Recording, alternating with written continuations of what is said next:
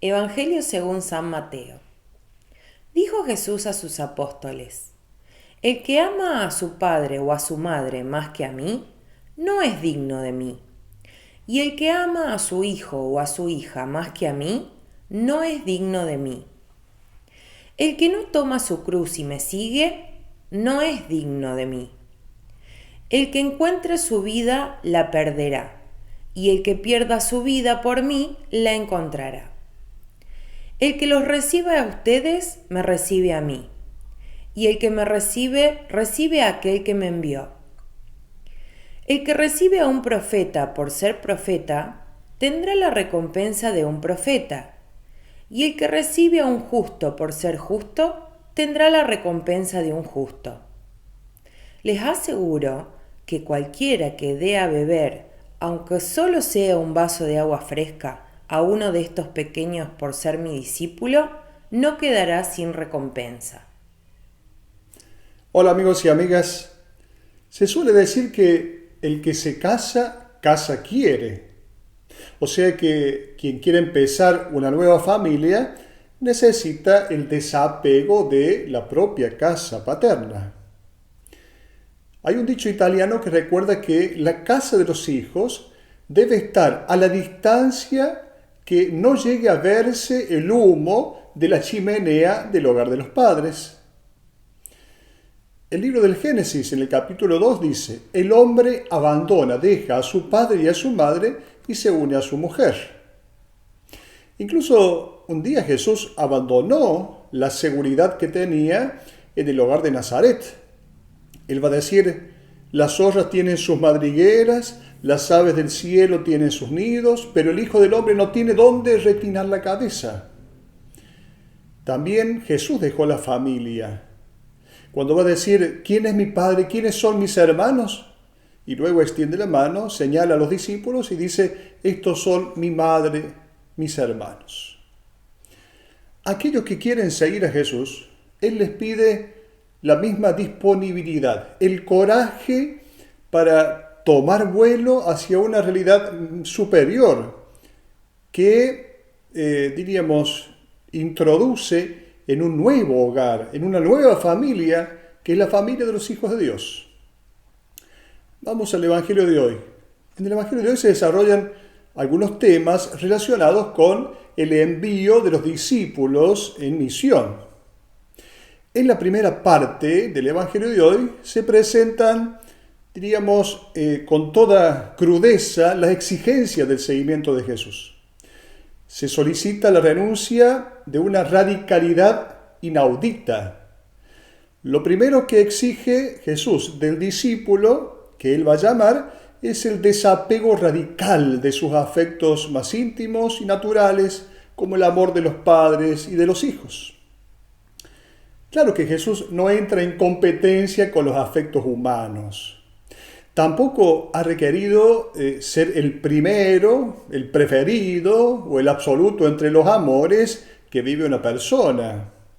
Una actitud así sería como la de quien le dice a un niño: ¿a quién querés más? ¿A tu papá, a tu mamá? Evidentemente sería una actitud infantil. En este pasaje, el término de comparación es el amor. Jesús está diciendo que cuando se ama, es necesario salir del estrecho horizonte de los lazos de sangre. El amor, por definición, no tiene límites. Por lo tanto, un amor preferencial, particular, exclusivo, no tendría sentido. A veces se dice: primero los de mi familia, primero los de mi casa, primero los de mi pueblo. No. En el amor no existe un primero, existe un ahora. Existe un ahora. Entonces, el amor no hace diferencia ni vive esos particularismos. Jesús había dicho que no ha venido a traer la paz, sino la espada. Evidentemente Jesús no fomenta la violencia. La espada que causa divisiones y conflictos es su palabra. Jesús no tiene la intención de negar la Torá de Moisés, que manda honrar al padre y a la madre. Sin embargo, él sabe que su palabra va a causar malos entendidos, tensiones, conflictos dentro aún de las mismas familias. Mateo escribe su evangelio en un tiempo de persecución. Los discípulos han hecho la experiencia de que muchas veces pertenecer a Cristo, a causa de esta pertenencia a Cristo, tienen que aceptar la ruptura de los lazos de las personas más queridas por la pertenencia a Cristo.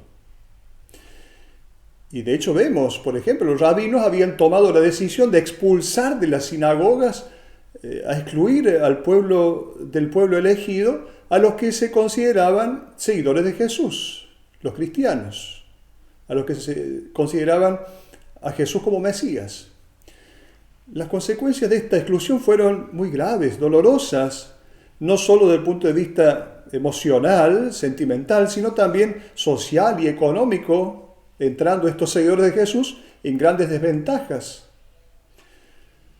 Jesús va a decir: el que no toma su cruz y me sigue no es digno de mí. ¿Qué es esta cruz? ¿De qué se trata esta cruz? No son las enfermedades, los achaques de la vida, de los años, las dificultades familiares, sociales, económicas, los problemas que, diríamos, nos presenta esta condición de finitud en el mundo del mundo en el cual nosotros vivimos. Ni siquiera, por supuesto, deberemos pensar que Dios mande algunas cruces para que nosotros las padezcamos. Preguntémonos, ¿qué era la cruz? Era un palo horizontal, porque el vertical ya estaba puesto en el lugar de la crucifixión, un palo horizontal que se ponía sobre los hombros de un condenado para ser conducido luego al lugar de ejecución. ¿Y quién llevaba la cruz? El que era condenado era considerado un maldecido por Dios, un maldito, era un rechazado por todo el pueblo, era considerado por todos como un derrotado, un derrotado. La cruz era reservada a los que se sublevaban respecto al poder político instituido. Las autoridades religiosas también han considerado a Jesús como uno que se subleva ante las instituciones religiosas. Jesús, abrazando la cruz, ha aceptado ser entonces un maldito ante los ojos de los poderosos de este mundo. Jesús llevó adelante la propuesta de un mundo nuevo y de un rostro nuevo de Dios. La cruz la llevaban los esclavos, no la gente de bien, no los ganadores de este mundo, los esclavos.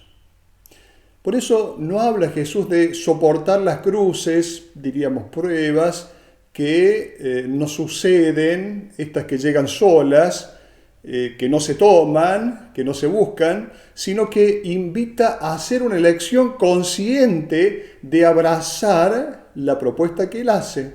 Y cuando abrazamos esa propuesta, entonces viene la cruz. La cruz entonces indica la elección de quien se considera esclavo, de quien no se pertenece, de quien depende de la voluntad del patrón. Abrazar la cruz es entonces ponernos al servicio de quien nos necesita como el esclavo. Cargar la cruz es, exponerse al ridículo también. Quienes cargaban la cruz en el camino eran insultados, eran maldecidos, eran puestos en ridículo por toda la gente. Así entonces el discípulo de Jesús, debe ser aquel que es capaz incluso de exponerse al ridículo, pero que no deja de servir. Jesús nos recuerda que quien entra en la lógica del amor está invitado a ir hasta el final. Debe estar dispuesto a aceptar las consecuencias últimas de la elección, del seguimiento. O sea, la cruz, como ha sucedido con el mismo Jesús, es una consecuencia última de una elección de amor.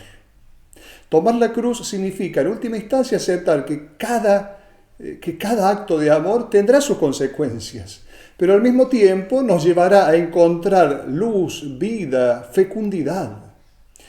Y este amor, cuidado con esto, este amor no sigue la lógica de los fuegos artificiales, sino que muchas veces sigue la lógica de una brasita escondida debajo de las cenizas.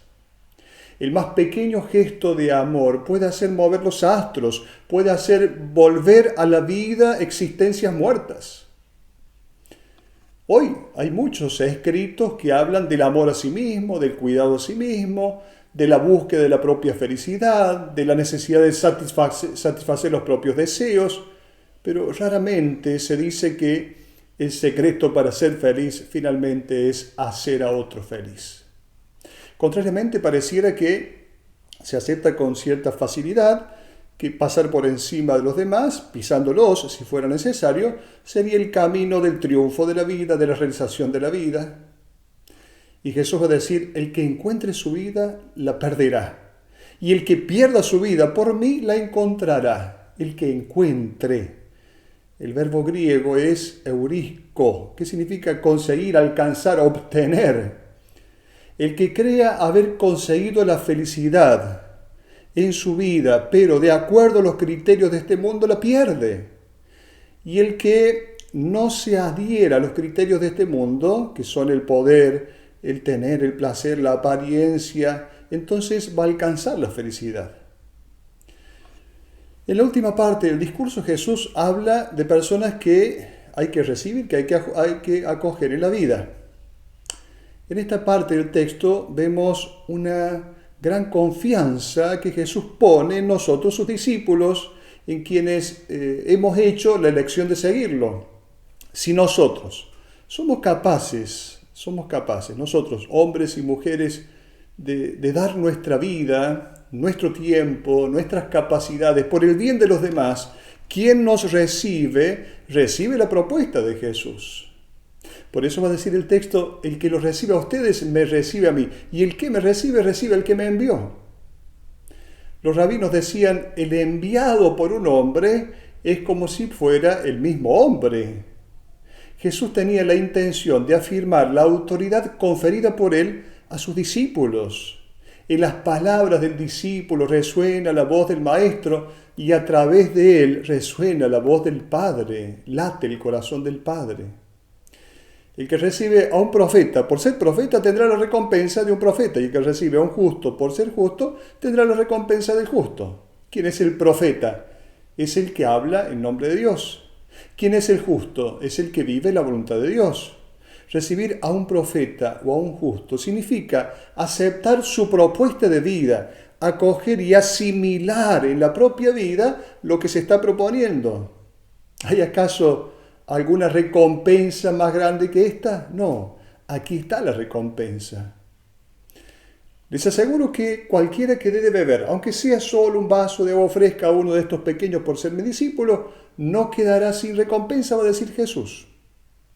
Dar un vaso de agua en la cultura semita significaba acoger en la propia casa. Dar un vaso de agua en una cultura donde no siempre había agua por todos lados significaba recibir en la propia casa. ¿Qué quiere decir esto? Se trata de acoger la pequeñez y entonces es acoger la propuesta de Jesús. Tienen que hacerse como niños para entrar en el reino de los cielos. Esta es la mejor recompensa. Hasta la próxima.